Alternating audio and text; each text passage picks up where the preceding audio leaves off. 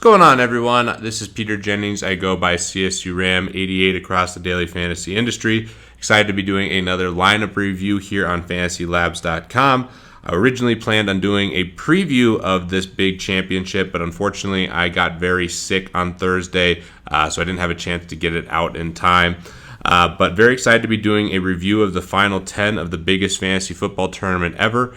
$15 million tournament with $5 million to first. A.E. Jones was fortunate enough to take it down. Very well respected DFS and poker player. Very nice guy and certainly well deserving. He's been grinding it out and is definitely a great player. Also, big time congrats to everyone who made the final 10 in this event. Certainly a big accomplishment there. And I can only imagine the sweat that these guys had watching each game take place and the 2-day sweat that it was. So let's start here at the bottom. We have Stuxy, which he just ran really, really bad with his lineup here. Obviously, took Aaron Rodgers in the double stack with Randall Cobb and James Jones. Randall Cobb got injured. James Jones put up a goose egg. So you play a quarterback with two receivers. Aaron Rodgers had a decent game, and he gets 0 out of both his receivers, which just killed his lineup. The running backs, David Johnson, James White. David Johnson was the absolute chalk play, almost a must play, and that's why he was 90% owned. James White, PPR play, not going to get a ton of carries, but has been really involved in the Patriots passing game. Just didn't quite get there, didn't get in the end zone, so not a great game from James White as well. And then Travis Kelce, Demaryius Thomas, and the Broncos D. Demaryius Thomas being 70% owned, who is one of the more obvious picks in my opinion, and then Travis Kelce at 40%. So unfortunate showing here, the double stack with Rodgers and Cobb and Jones. Just really unlucky for Stuxy here, but it is what it is, and I like the roster construction here. Definitely not a glaring mistake that I personally see, and a great pivot trying to come back on Kandia, who did have over a 26-point lead coming into this divisional round in the second part of this championship. I thought Aaron Rodgers was a good pivot, and the double stack definitely made sense. Moving to Corey315, went with Cam Newton at quarterback, who ended up being 30% owned, which kind of surprised me going against Seattle. Definitely some upside with Cam Newton with the rushing ability, but a tough matchup. And also game flow really worked against him, so had a really bad game. When Cam Newton, Ronnie Hillman, David Johnson, again, we talked about David Johnson. Michael Floyd, who was probably my favorite receiver on the slate for the price, who was fortunate to score 2 touchdowns. Tyler Lockett, Demaryius, Greg Olsen, Kelce, and Broncos D. The thing I noticed here is kind of went with a little bit of a game stack with Cam Newton and Olsen, and then Lockett coming back. Hopefully Cam Newton and Olsen connect multiple times, and Lockett can keep the game close. So I thought that strategy was interesting. Did like the running back combo of David Johnson and Ronnie Hillman. I thought C.J. Anderson would be more heavily owned, and Ronnie Hillman might have been a nice pivot there. So don't hate that, and I definitely think it's a nice tournament strategy going with Hillman. And then the Broncos defense I thought was the best play. So I like this lineup. Just didn't really have anyone go off, and Cam Newton was kind of a disappointment given that the Carolina was up 31-0 at half. You would have assumed Cam Newton would have put up a lot more fantasy points, but it was a Jonathan Stewart day. Moving to Kandia. Kandia probably had the most interesting decisions to make, given that he had a 26-point lead, and he really, you can identify kind of the chalk for the week, and you can kind of think about where are most people going to be targeting guys. What's the highest expectation lineup here? So he made some interesting decisions, and a couple of things I noticed about his lineup that kind of led me to believe I don't know if he was trying to protect his lead, but he definitely wanted to make sure he had exposure to a lot of different things to at least protect a top 3 finish, which is a 7-figure score. Kandia was fortunate enough to take third for $1 million, and big congrats for him. Played Carson Palmer, who I thought was the clear chalk at quarterback. I thought he'd be 60-70% owned in this tournament. I played him in my cash games and thought he was a no-brainer. Highest team total for Arizona against Green Bay at home, no weather, a lot of great receiving options. I really thought he was the best play. David Johnson again at 90%. He didn't care about the negative correlation with Palmer and David Johnson, which I didn't either. You can't really care too much about that. In a 4-game slate. And in addition to that, David Johnson is a pass-catching running back, so you still could get a, throwing touchdown from Palmer to Johnson, so I like that. Went with Fitzgerald Toussaint, which was a good play, I think, even against Denver's defense. Denver obviously Was a big favorite, low team total for Pittsburgh, but Toussaint was going to get a lot of opportunity, and running back was a very tough position, especially after David Johnson. So I think that made sense. The big killer for Condia was Randall Cobb, and for the three guys who had him, I thought he was going to have a great game. Jeff Janis came in his role, had a huge game. Just very unfortunate after making a miraculous play, Randall Cobb, that ends up not being ruled a catch. Randall Cobb, just 0 points. What are you going to do? Gets hurt, out for the game. Nothing you can change there. So that was unfortunate for Condia. Love the Julian Edelman call. I thought he was basically a lock as well. I had him in my cash games. Surprised he was only 40%. Again, people had a lot of reasons to pivot and do different things in this specific tournament here. So Julian Edelman, great play. Demaryius Thomas, 70% owned. I thought that was a lock as well. Really good price on him and a great matchup against Pittsburgh. And then Heath Miller was probably the most interesting pick on Condia's roster in terms of just one player. Very cheap, but definitely not the chalk play. Only 20% owned. Allowed him to get these stud receivers, Demaryius, Emmanuel, Edelman, Cobb, etc. So I like that. Then went with Emmanuel Sanders and Broncos D. Now, the one thing I think is really cool that Condia did here, that makes me kind of think he might have been protecting his lead, or at least trying to make sure he ensured that top 3 spot, is he had Palmer and David Johnson and no receiver stack with Carson Palmer. So he had the Arizona exposure, he got Pittsburgh exposure with Toussaint and Heath Miller, he got the Broncos exposure with Demaryius and Emmanuel, he got Patriots exposure with Julian Edelman, and he got Green Bay exposure with Randall Cobb. So he kind of got a lot of different options from different teams. In the event that someone went off, he at least had a piece of a certain combination going off. So I thought that was a really interesting strategy by Condia. And again, no quarterback to receiver stack. That's something I definitely would not do in a normal tournament, but given that he had a 26-point lead, maybe it was a really smart play. I definitely think it's interesting, and certainly Condia is one of the best players of all time, so I'm not going to second guess it, but very interesting that he kind of went this direction, getting exposure to all these different things. Box 97 with the lineup here, and I don't want to bash anything. All these guys did great. There was one play that I did not like in this tournament, and it was on Box 97's team. With Cam Newton, I don't mind that. Again, 30% owned. David Johnson was great. But the play I really hated was Spencer Ware. Very limited in practice throughout the week. I know he was active, but really risky play here. And again, not to pick on Box 97, but anytime you're in a big spot, or anytime you're playing a big tournament or a high buy-in tournament, it's normally not worth the risk to play someone who is really questionable, limited, and that was the case with Spencer Ware. Charkandrick West saw the majority of the carries, and Niall Davis was actually the backup. So that was the one play I was not a fan of. Only person who took Spencer Ware, but again, it is what it is, and the rest of the lineup definitely makes sense. Played with Martavis Bryant, 30% owned, Emmanuel Sanders, Greg Olsen, Ronnie Hillman, and Cardinals D.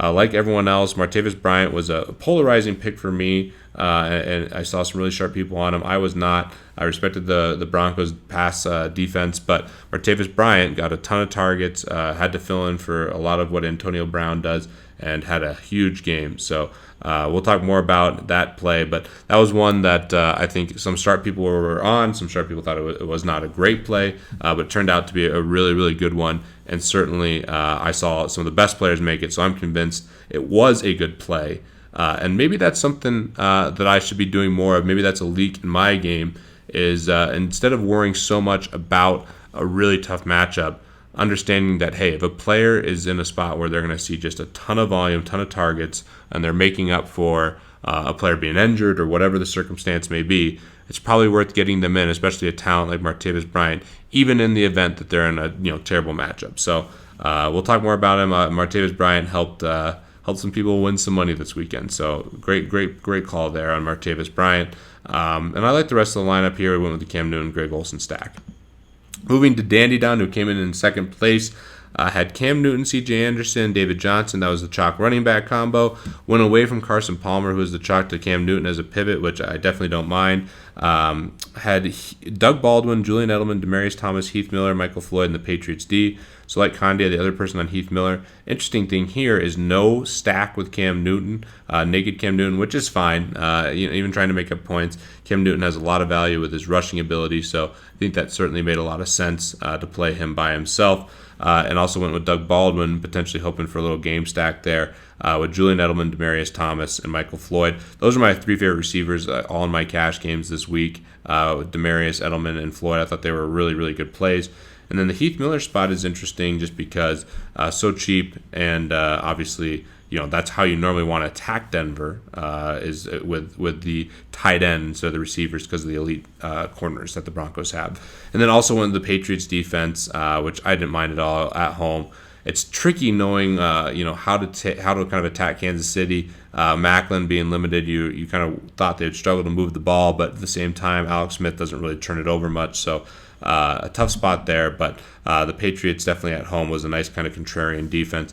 I think Dan Dion probably thought some of these guys might be a little bit lower owned than they ended up being, but definitely a nice construction on the lineup here, and things just didn't break his way, especially with Cam Newton, who was just burned by game flow.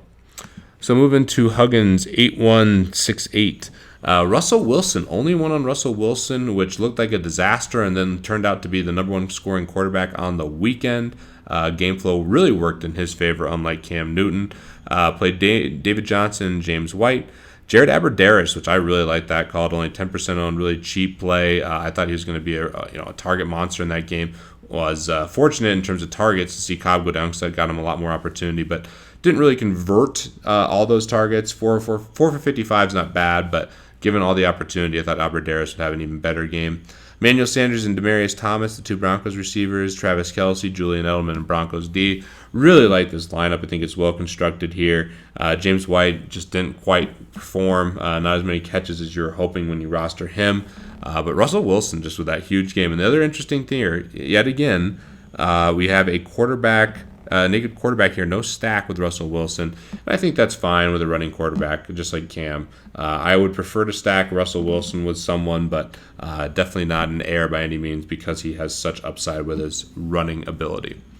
Going to Rockin' Raven here, went with Carson Palmer, David Johnson, Fitzgerald Toussaint, Doug Baldwin, Michael Floyd, Emmanuel Sanders, Greg Olsen, and James Jones and Broncos D. We talked a lot about these players. I thought it was interesting that basically he kind of stacked a variety of different things here with the Palmer, Floyd, David Johnson. I like that. And also had James Jones hoping for kind of a game stack. James Jones coming from behind. James Jones was just an unfortunate bust, had been great all year, and then just gets totally shut down by Arizona. So that really hurt Rockin' Raven, but the rest of the lineup really well done, and all the picks definitely made sense to me here. Moving to Under Jones, who is known as a contrarian player, always looking for the leverage play. Really impressed with Under Jones' play and everything in daily fantasy. And if you're looking for someone to kind of review lineups on, if you're a tournament guy, Under Jones might be at the top of the list, one of the best DFS players out there. Went with Aaron Rodgers as a leverage play here against Carson Palmer. I think everyone was probably surprised to see Carson Palmer only 40% owned. I like that call quite a bit. Got burned with Randall Cobb just like Condia, but the rest of the lineup really worked out. The leverage play here was Richard Rodgers at tight end on the double stack. Could have had a really big game against the Arizona Cardinals, which made sense with the double stack here. Also in Doug Baldwin, Julian Edelman, and Martavis Bryant. Again, great play there. That's why I have to kind of look more at that. A lot of sharp people on Martavis Bryant, and maybe that's just the biased Bronco fan of me overestimating how good our secondary is. But great call there, and then the Patriots defense as well. So well-constructed lineup, of course, and the leverage play here was the double stack with Aaron Rodgers against Arizona. And the one thing I think that really gives that a lot of merit is we've seen data that quarterbacks who are playing from behind actually perform much better. That happened here again this week with Russell Wilson, and Carson Palmer ended up doing well when they were behind with Arizona. So great plays here. I definitely like this team quite a bit, and Under Jones, big-time congrats on finishing fourth. Danny 1-2-3-4. This lineup was off to such a hot start with Rob Gronkowski at only 10%, which is crazy. That's just a great play. I should have had more exposure to Rob Gronkowski myself in tournaments this week, but ultimate leverage play. Gronkowski, one of the best fantasy players ever. Had all these injury concerns, hadn't been playing that well lately. Had a tough matchup against Kansas City, but all that stuff goes out the window when it's playoffs, and you have Tom Brady, Belichick. They're going to figure out how to get him the ball, and he's just the ultimate red zone threat, and he had a huge game with 2 touchdowns. Really like the rest of this team as well. Carson Palmer, CJ Anderson, Steven Jackson, who's only 10% owned. I didn't mind that play. Minded a little bit more since he already had Gronkowski, but if you expect the Patriots just to roll, which he did with the Patriots defense as well, I think it's good. I thought Steven Jackson would have an even better game. Definitely was involved. Just they threw the ball quite a bit that game, and he didn't get quite as many opportunities as you would hope if you were a Steven Jackson owner. But really cheap, and allowed him to get Doug Baldwin, Larry Fitzgerald, who had that huge game. He was a big reason. He was in second place here for Danny, 1, 2, 3, 4, and a critical guy to own, who we'll talk about more in a second. With that huge game, including that overtime where he had the big catch and then the touchdown as well. So great lineup here. John Brown and Larry Fitz is the double stack. I thought this team was really well constructed. A lot of upside. Gronkowski was a nice contrarian play, and really, paying up to be contrarian with a great player like him makes a ton of sense. And this was a great lineup.